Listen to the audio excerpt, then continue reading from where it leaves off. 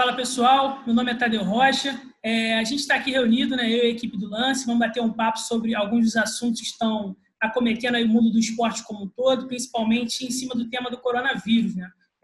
Muitas federações, não só de futebol, como de outros esportes, sendo afetadas, tendo problemas com calendário, problemas financeiros.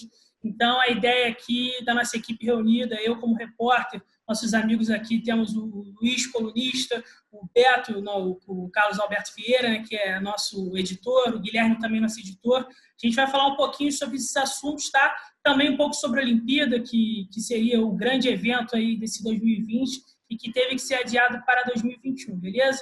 Então, vamos lá, vamos começar aqui. Primeiramente, dando as boas-vindas ao pessoal, né? Guilherme, seja bem-vindo. Guilherme Gomes, nosso editor, seja bem-vindo, Guilherme.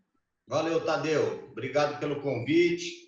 É um prazer rever aí os amigos, Luiz e o Beto, e ver que está todo mundo cumprindo o isolamento. E a gente falar um pouquinho sobre futebol e esporte, que é o que a gente gosta.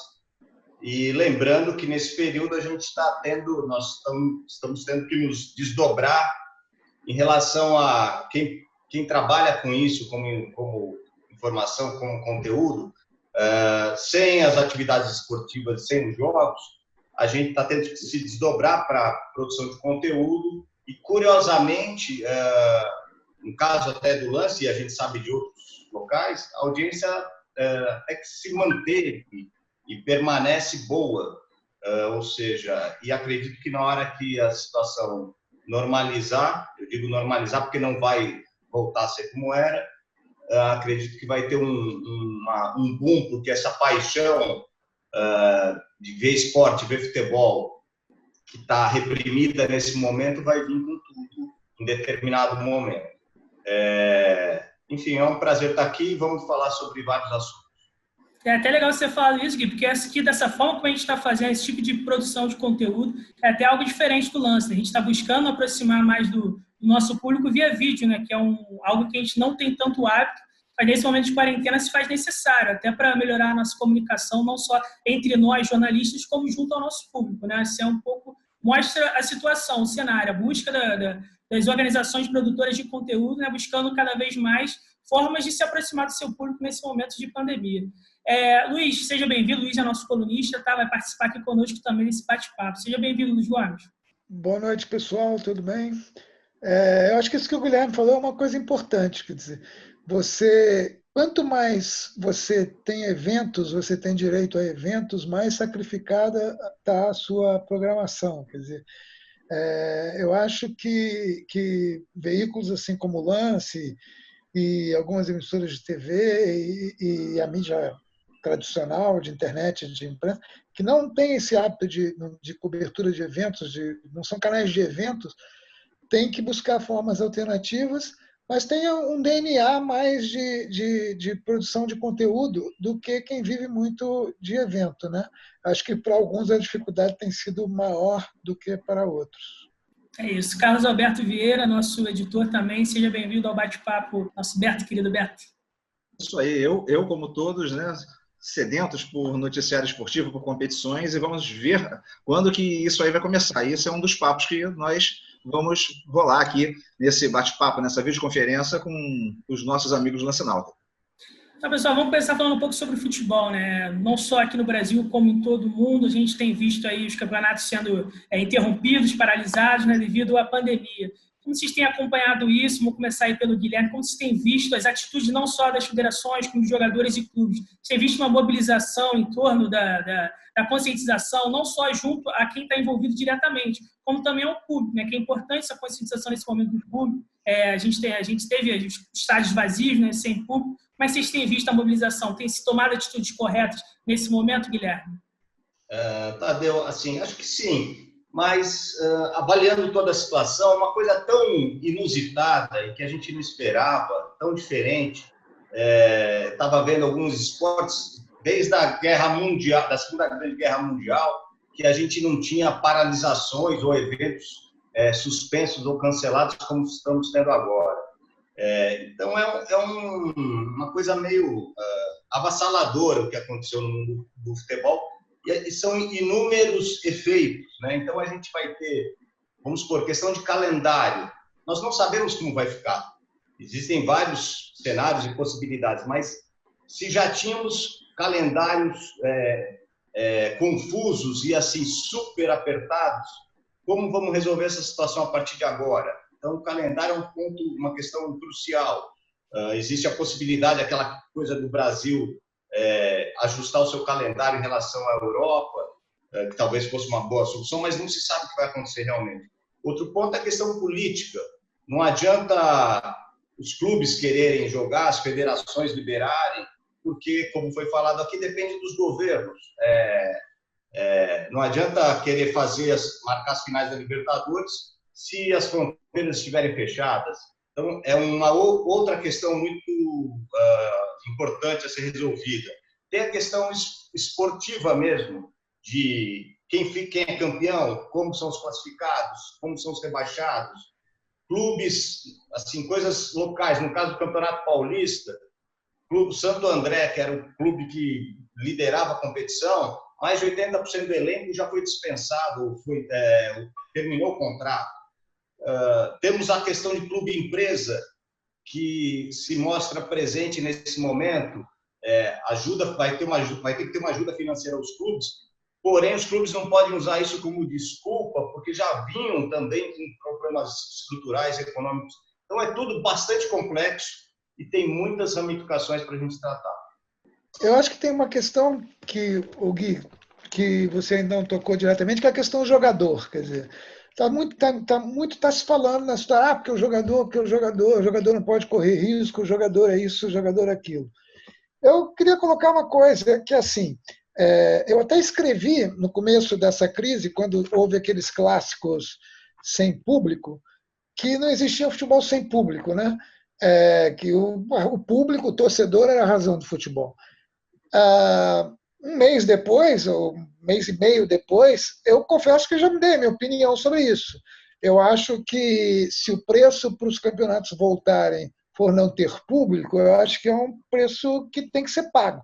O futebol tem essencialmente 4 fontes, os clubes têm essencialmente 4 fontes de receita: venda de jogador, bilheteria, patrocínio e direitos de TV. Essas são as linhas principais.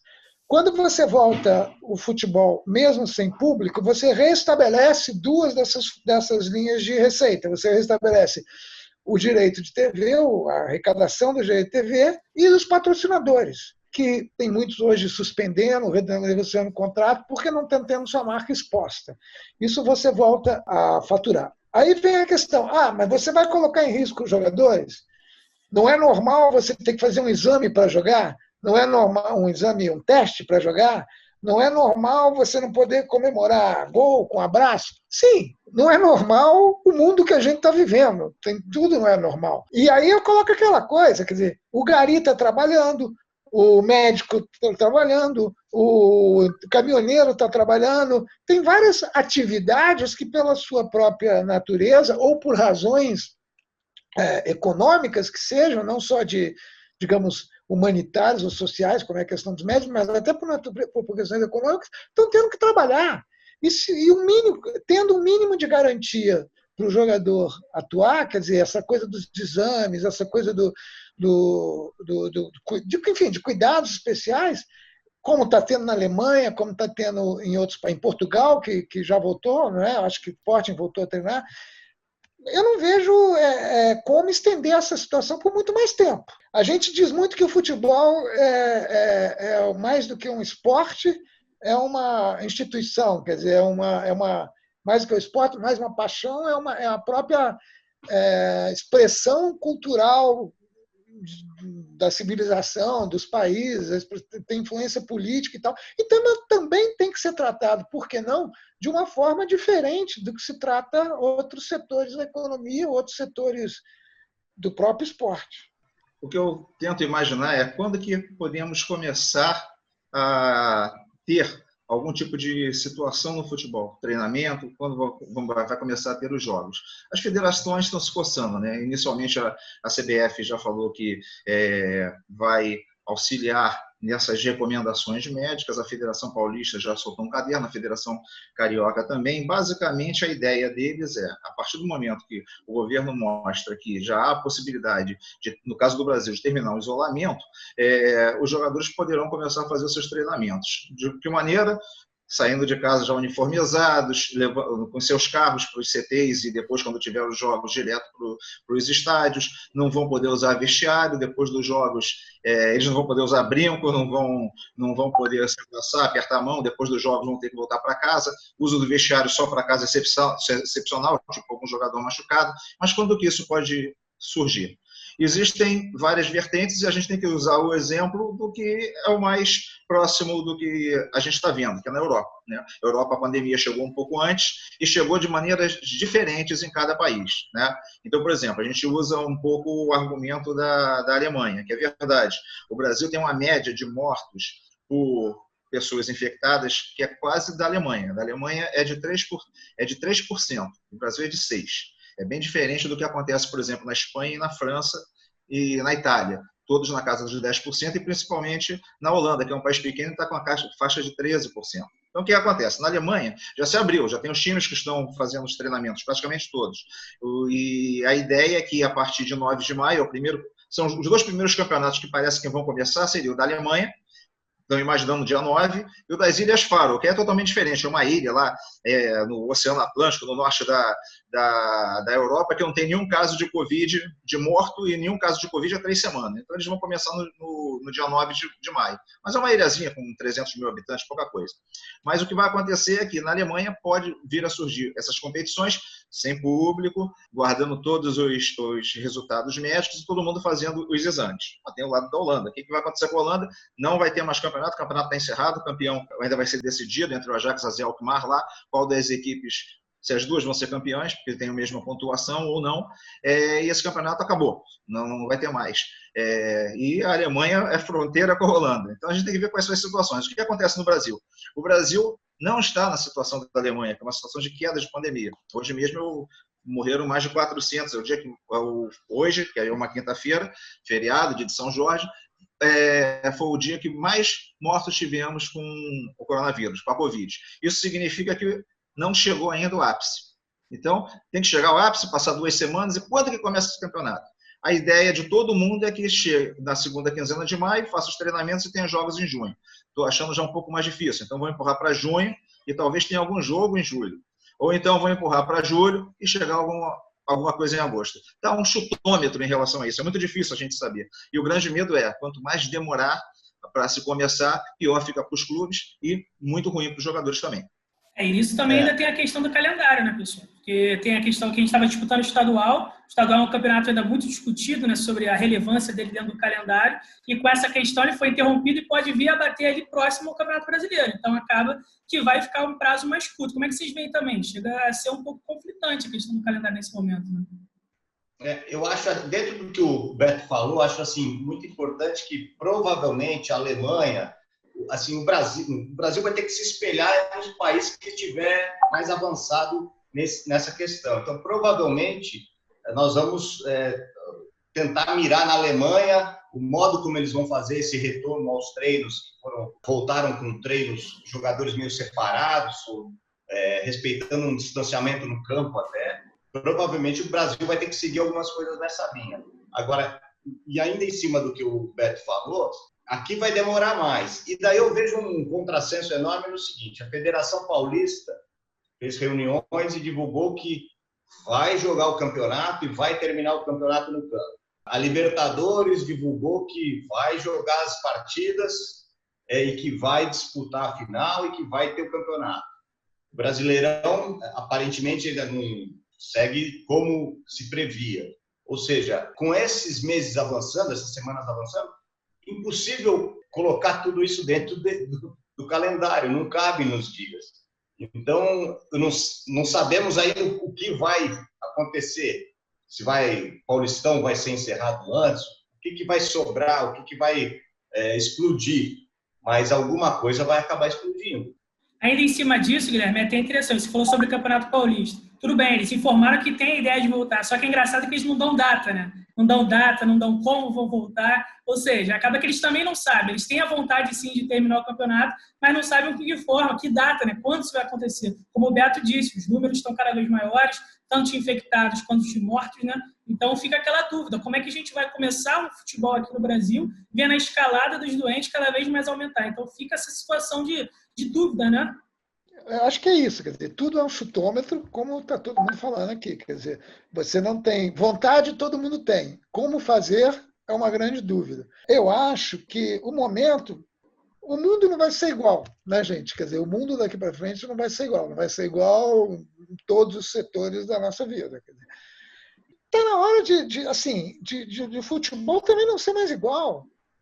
Entende? Assim, eu acho que, ao invés desse achismo, desse chutômetro, eu acho que tem que se tomar medidas objetivas, que é montar um calendário que isso caiba, como o Guilherme está falando, e o único jeito disso caber num calendário é que ele passe dezembro, é que um campeonato como o Brasileirão, de pontos corridos, com 38 rodadas, ele vai ter que entrar no ano que vem, não vai fechar, vai jogar de 2 em 2 dias, não tem como fazer isso. Então, assim, deixa o Paulista acabar, deixa o Carioca acabar, acaba essa edição e acaba para sempre, de repente, entendeu? O ano que vem não tem mais, vai entrar o Brasileirão e pronto. O que a CBF deu 120 mil reais para a federação? Dessa verba pífia que ela usou para ajudar os clubes, 10% do seu lucro, do seu faturamento, ela deu nesse montante, ainda tem 120 mil reais para cada federação. Para quê? Para manter cartola, para manter mordomia, para manter prédio de não sei aonde, para manter não sei o quê. O que vai fazer 120 mil reais com a federação? A CBF tem que estar preocupada com os clubes, tem que estar preocupada com os clubes da Série D, dos clubes da Série C, tem que estar preocupado com esses clubes como são o Santo André, com esses clubes que só têm o calendário do estadual. Esses caras é que precisam de ajuda, não é a federação. Dá dinheiro para a federação para quê? E a gente até observou, né, a questão do São Caetano, né? Falou da questão de ajuda aos pequenos, né? O Santo André, o São Caetano, que desistiu aí momentaneamente de participar da Série D, né? Diga, Beto. Ao contrário, diferentemente do Luiz, eu gosto de estaduais, mas só que os estaduais têm que ser muito mais curtos e muito mais enxutos também, né? Eu, por exemplo, imagino que tem que terminar o campeonato carioca. Eu vejo a Conmebol fazendo coisas muito parecidas com a UEFA. A UEFA falou o seguinte: se não der para fazer o campeonato, encerra, ou então faz o campeonato, pode diminui o número de jogos, faltam 10, tenta fazer um campeonato com 4 rodadas restantes e ver se dá-se um jeito para isso. Na Espanha, por exemplo, eles estão imaginando fazer 4 sedes, né? 4 sedes e jogam todas as partidas nessa sede. 3 partidas por dia. A mesma coisa na Inglaterra, né? Estão imaginando que o Wembley dá para fazer 4 partidas numa mesma rodada, com TV aberta, né? Porque ninguém pode ver, estão querendo colocar TV aberta. Então, cada um está dando um jeito. Para mim, olha, o Campeonato Carioca podia ser muito bem decidido no seguinte: Flamengo campeão da Taça Guanabara, Fluminense é o time que tem mais pontos, faz um joguinho aí e decide o campeonato. E tenta melhorar. O Campeonato Paulista, né, tem que pegar o primeiro e segundo colocado. Pega o primeiro e segundo colocado, um jogo só, depois faz o mata-mata com os 4 restantes, mas o mata-mata acabou o campeonato. Campeonato Mineiro, faltam 2 rodadas para terminar a fase de grupos que vão classificar 4 times. O América está disparado. Então, quer dizer, faz como se fosse um ponto corrido, não precisa ir para a semifinal. O Campeonato Gaúcho está a mesma coisa. O Caxias foi campeão no primeiro turno, tem um time que lidera o outro. Lá no Rio Grande do Sul estão pensando: opa, quando começar, o primeiro jogo que vai ter vai ser um Grenal. Grenal de portas fechadas para mostrar, abrir em grande estilo essa fase sem torcida do Campeonato Gaúcho. Não é muito legal esse tipo de coisa. Mas, se não tem jeito, que seja. Mas que termine o campeonato de uma forma muito rápida, dê tempo para uma pré-temporada, obviamente. E eu acho que a gente tem tudo, o Brasil tem tudo para equalizar e fazer igualzinho o calendário mundial. Dá para fazer 38 rodadas de outubro até junho, até maio, sem o menor problema. A gente ajusta e todos os problemas acabam. Todos os problemas não. Uma boa parte dos nossos problemas acabam, principalmente com o medo de jogador. Ô Beto, só para esclarecer, eu não sou contra ter estadual, não. Eu acho que tem que ter estadual. Agora, eu acho que o estadual tem que ter de uma forma racional, e não essa coisa que ocupa essa quantidade de datas no começo do ano. Acho que os clubes... Bom, isso é uma outra discussão que a gente não vai entrar aqui, que não tem a ver com a pandemia, mas eu acho que os clubes grandes têm que entrar no estadual numa fase mais adiantada, e os pequenos têm que disputar o estadual o ano inteiro, ou 6, 7. E essas ideias que o Beto deu, se de cada federação avaliar e analisar o seu formato de disputa, no momento, né? O seu formato de disputa e definir um desfecho para cada situação, eu acho interessante isso. Se essa coisa de, tinha um mata-mata final, mas tem um disparado, de repente, então esse merece ficar com o título, assim, desde que tentasse privilegiar a questão esportiva, seria bem bacana. Agora, aproveitando que a gente já está sonhando numa revolução, entre aspas, aproveitar a situação inusitada da pandemia e fazer uma série de mudanças, o meu sonho, eu sei que é uma utopia, mas o meu sonho seria que o futebol brasileiro também aproveitasse esse momento para rever valores financeiros, eu digo, inclusive.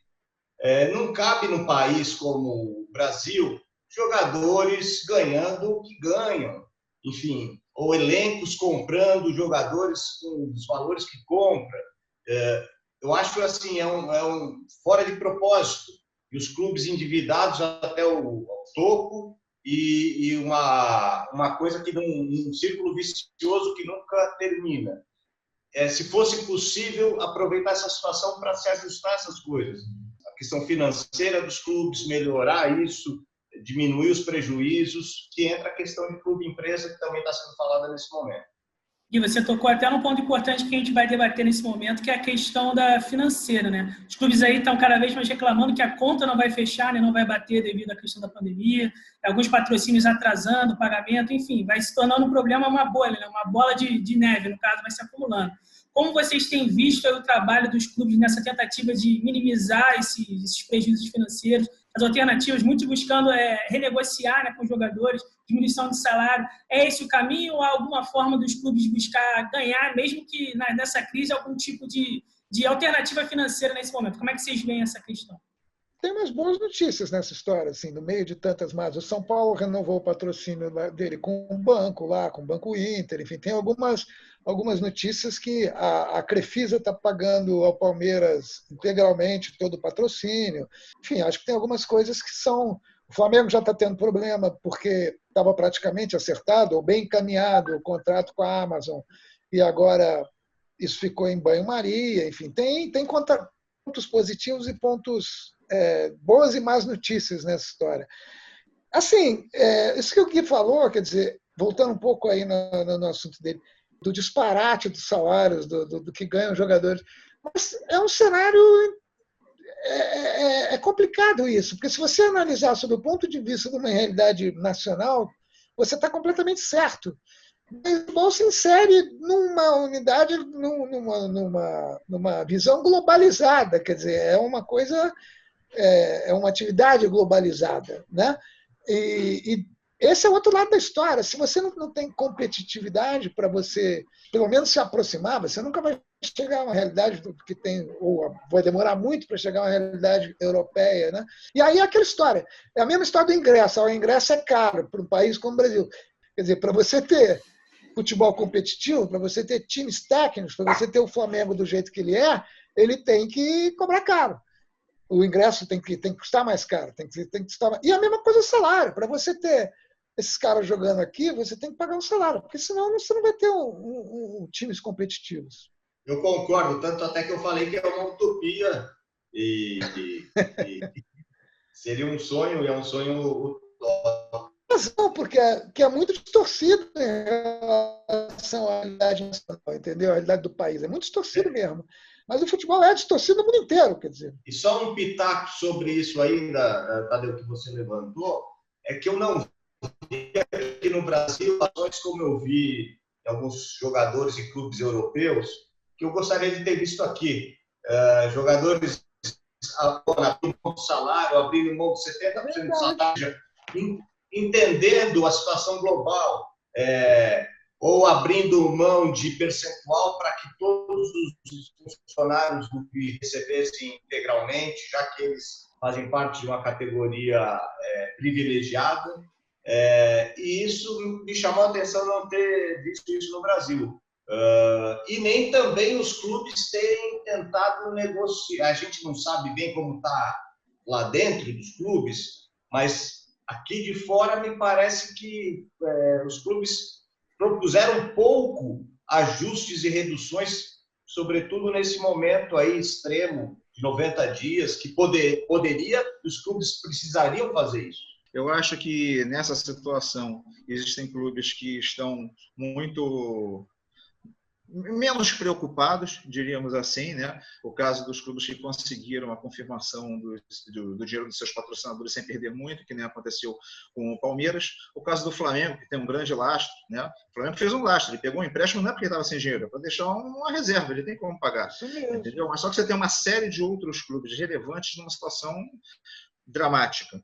É o caso do Vasco, o caso do Cruzeiro, que agora essa semana vai ter que pagar 24 milhões de onde vai tirar lá para a FIFA por uma dívida que ele tem, né? E num outro extremo, você tem os menores clubes, que da série C e D, que pelo menos para os próximos 2 meses estão um pouco ajustados, né? A CBF deu 120 mil, que é uma média de 2 meses da folha salarial dos times da série D, e 200 mil, que é a média dos times da Série C. Claro que tem time da Série C ali, o Remo, que a folha de pagamento é maior do que 100 mil. Mas tem vários da Série C. Mas tem time da Série D que a folha de pagamento não chega a isso, dá para se ajustar. Então vai ter alguns times que vão acabar não sendo prejudicados. O problema são os outros, né?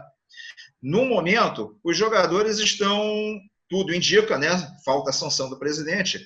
Os jogadores desses clubes menores que jogam segunda, terceira divisão dos campeonatos estaduais e só jogam durante 3 meses, eles vão ter direito a esses R$600.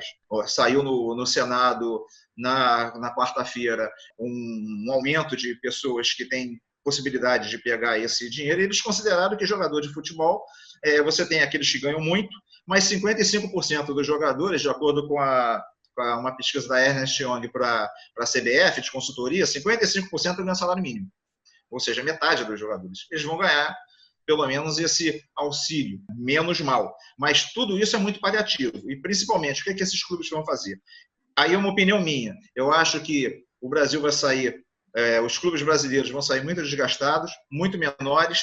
O abismo entre os maiores que conseguiram se ajustar, como Flamengo, Palmeiras, São Paulo, eles vão ter um incremento, uma força muito maior em relação aos outros, e eu acredito que o futebol brasileiro mude muito a partir do momento da retomada, porque muitos clubes, eu imagino que eles vão estar quebrados. Isso é um pouco o Andrés, é aquilo que o Andrés falou, né? Quando o Andrés comentando o negócio dos 50 milhões do Flamengo, do empréstimo, falando isso, eu não posso chegar no banco e pedir 50 milhões, porque o cara vai rir da minha cara, o cara não vai dar 50 milhões de dinheiro de empréstimo para mim. Isso tem a ver com o que você está falando, Beto, que é o aumento da desproporção entre quem está bem e quem não está bem. Um clube que não está bem financeiramente, a tendência é ficar muito pior ainda, né? Porque não tem linha de crédito, porque, enfim, vai depender daquela famosa ajuda do governo. Isso é uma coisa que fatalmente vai acontecer. Vai um outro para agora, no final do ano. Essas dívidas públicas, outra vez, vão para o espaço, que é uma coisa que a gente sempre criticou, que a gente sempre combateu e sempre achou que isso era oportunismo e amadorismo e tal, mas é uma situação excepcional. De novo, nada é mais normal no mundo. Então, quem sabe isso não se justifique sob certas condições, evidentemente. Não é simplesmente perdoar e acabou, mas que se crie uma série de requisitos que possam ser cumpridos e que uma renegociação pode ser feita. É inevitável que isso aconteça. Bom, pessoal, deixando um pouquinho agora a bola de lado, né? Vamos parar um pouquinho de falar sobre futebol para falar sobre a Olimpíada, né? Que teve que ser adiada aí devido à questão da pandemia, do coronavírus. É um fato raro, né? O adiamento da Olimpíada, mas que se fez necessário. O COI sofreu grande pressão aí e acabou cedendo. Como vocês têm visto essa questão? Como vai ser a preparação dos atletas? Realmente era necessário esse adiamento? 2021, junho, né? Foi para junho de 2020. Vocês acham que é o prazo correto? Como vocês têm observado a questão, especificamente das Olimpíadas? Bem, aparentemente eu vejo como a única possibilidade, né? Você jogar isso aí para uma Olimpíada de verão, para o verão do próximo ano. Não seria impossível acontecer a Olimpíada agora.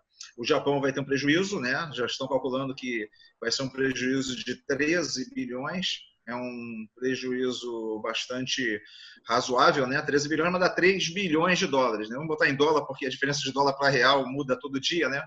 Então, eles estão imaginando que uma Olimpíada que eles vão gastar 5 vezes mais para fazer, vão ter que ter esse prejuízo durante o período que foi o cancelamento, vai ter cancelamento de ingressos e tudo mais, mas se eles já estavam calculando que ia entrar em dinheiro 300 bilhões, entendeu? Gastaram 20 bilhões ou 30, o retorno parece que vai ser de 300, porque todos os ingressos vendidos, cotas de TV e tudo mais. Então, eu imagino que vai ser um prejuízo bem calculado e a data, para a competição em si, ela não tem outra opção, né? O ruim são mais para os atletas, né? Que tem muito atleta que está no seu ápice esse ano, não vai estar no ano que vem. Outros vão levar vantagem, né? Tipo a Rafaela Silva, que está suspensa para junho de 2020, mas para 2021 vai estar firme e forte, e ela é uma das melhores judocas do mundo. Mas esse é um ponto que tem várias coisas que ainda estão pendentes, né, Beto? Eu acho de que vão precisar decidir. No próprio futebol, a questão da idade, se quem tinha 23 esse ano vai ter 24 ano que vem, vai poder jogar ou não vai poder jogar. Essa questão de suspensão, se suspensão vai valer, não suspensão não vai valer. Na questão estrutural, né, os apartamentos da Vila, que deveriam ser entregues a partir de setembro e que já não vão ser mais entregues a partir de setembro, como é que fica a situação de quem comprou? Eu acho que tem várias tendências, vários pontos de discussão que vão precisar digamos, de uma legislação complementar a esse adiamento. Ô, Tadeu, respondendo a sua pergunta, o adiamento era inevitável, né? Demorou, né? Agora, isso só mostra a força dessa pandemia e de como afetou o mundo, porque pela primeira vez na história da humanidade uma Olimpíada foi adiada, né? Não é pouca coisa. Esse é um ponto. O segundo ponto apesar de estar remarcada para julho, final de julho a setembro, incluído para a Olimpíada do ano que vem, será que o mundo estará preparado e pronto? Será possível realizar em 2021? Não sabemos, né? Como vai estar essa questão da pandemia. E a última notícia sobre esse assunto é que não há nenhuma chance de novo adiamento. Isso é impensável e impossível de acontecer. Então, ou a Olimpíada vai acontecer em 21 ou não vai acontecer a Olimpíada de Tóquio. Seria uma tragédia, digamos, para o mundo esportivo, né? Eu acho que seria um prejuízo muito grande para o Japão. Eles iam fazer o possível para ter essa competição de alguma forma. E sejamos otimistas, né, Guilherme? Não vamos imaginar que em julho, daqui a um ano, a gente ainda vai estar vivendo em isolamento. A gente quer isso, a gente quer sair desse momento. Eu morro antes, entendeu? Eu morro muito antes disso de tédio, porra. Eu também quero isso, mas, 40 dias atrás eu não imaginava que nós estaríamos na situação que nós estamos hoje. Então, sabemos como vai estar o mês que vem, mas, claro, evidente, é só mais para levantar o ponto de que não há hipótese de novo adiamento. Digamos que não esteja tudo resolvido, vamos fazer 6 meses depois, isso não existe.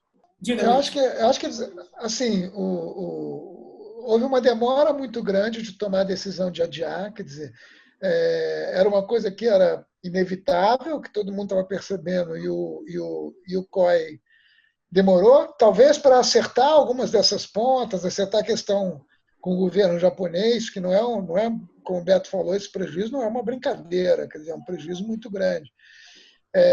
Ele é maior ainda porque o Japão estava aposta na Olimpíada para reaquecer a sua economia que anda baqueada desde as últimas tragédias que se abateu sobre o país e tal. Era mais do que uma aposta esportiva, né? Era uma aposta econômica também. Agora, eu acho que tem tudo para ser o ano que vem, salvo o imponderável, como a gente está falando, e de ser uma Olimpíada bacana e e bem jogada como todas as outras. Entendeu? Acho que vão ter perdas. Tem um exemplo clássico. Outro dia eu estava vendo uma matéria, estava lendo sobre a Simone, a ginasta, que o ano que vem pode estar.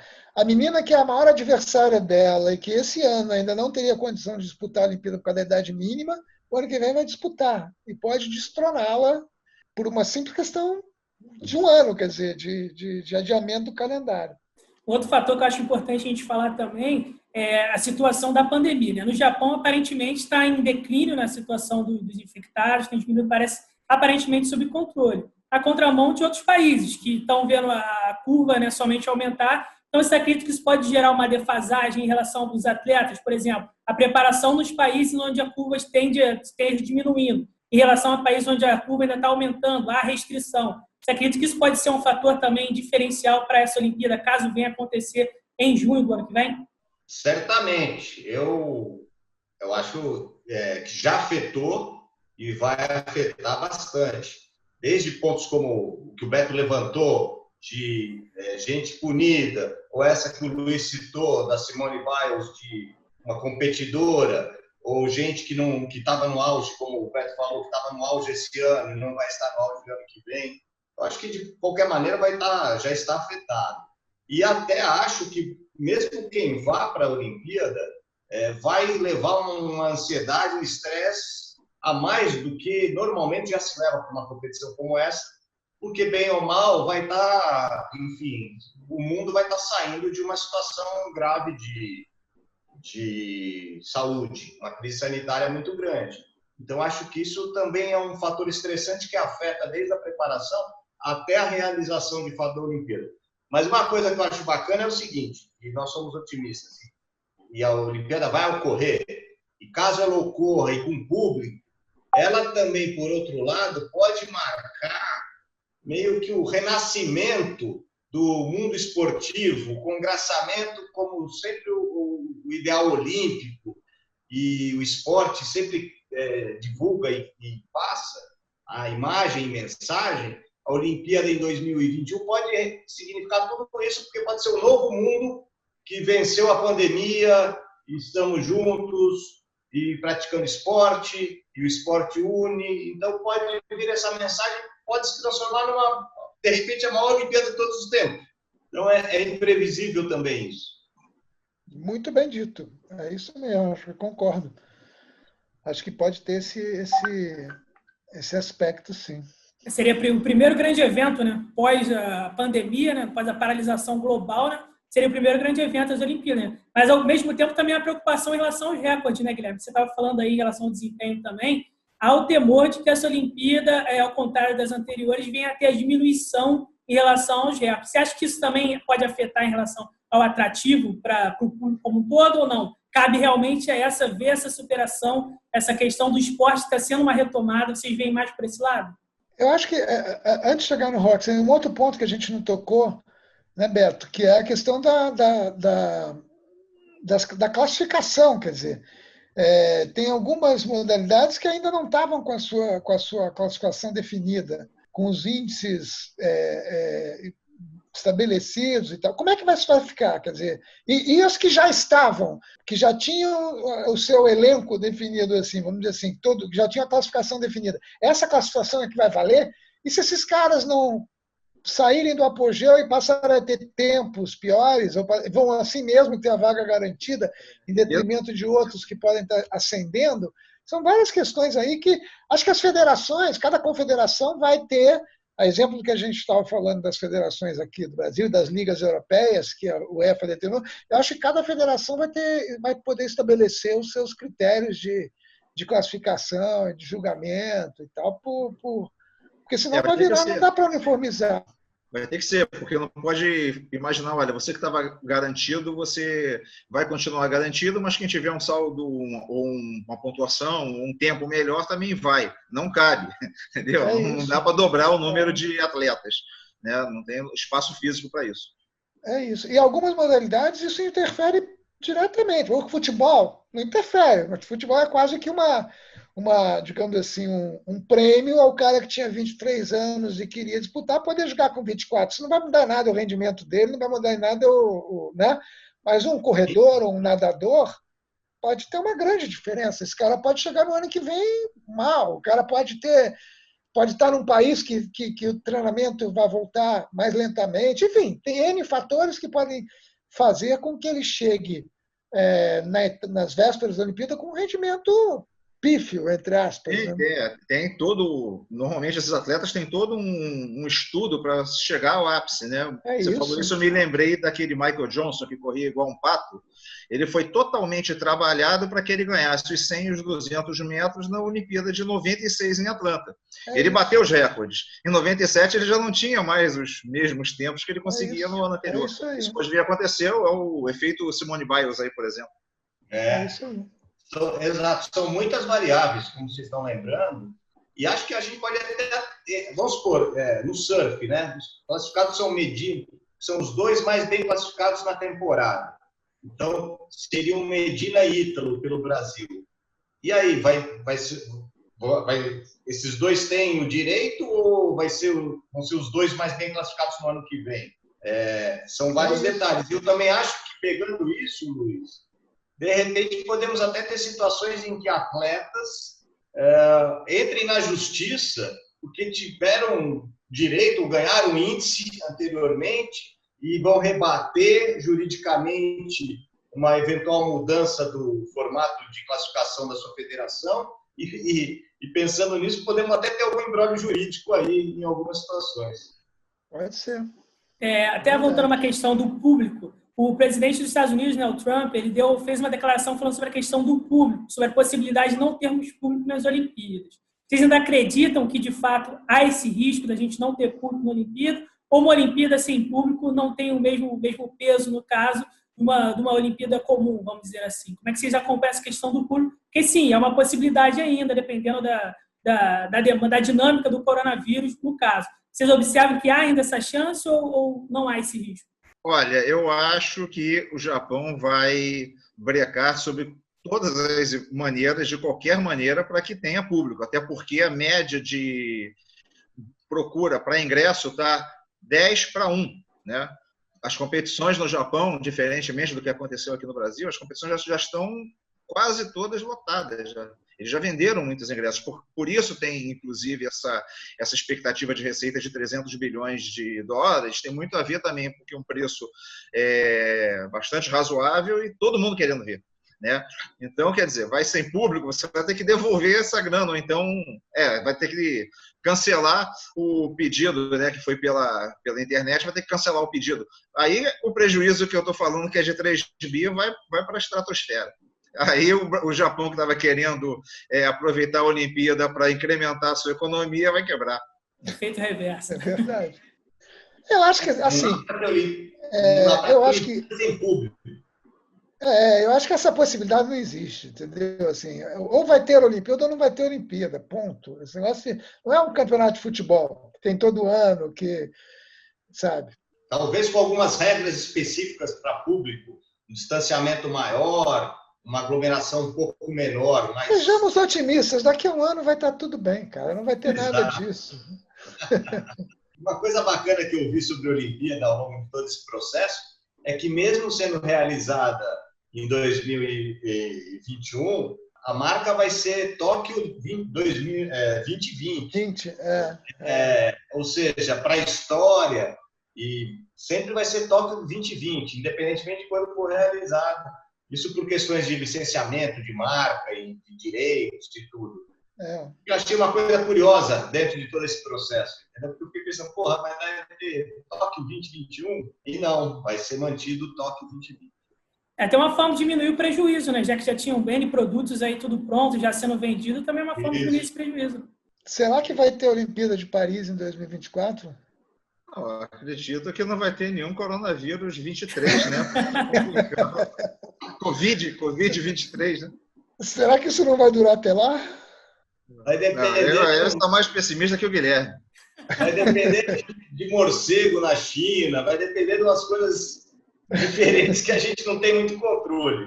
É melhor a gente seguir acreditando, né? Porque senão, até 2024, amigos, aí não vai dar, né? Já está complicado agora, né? Esses poucos meses aí, teoricamente, já está complicado. Imagina até 2024, né? Brincadeira.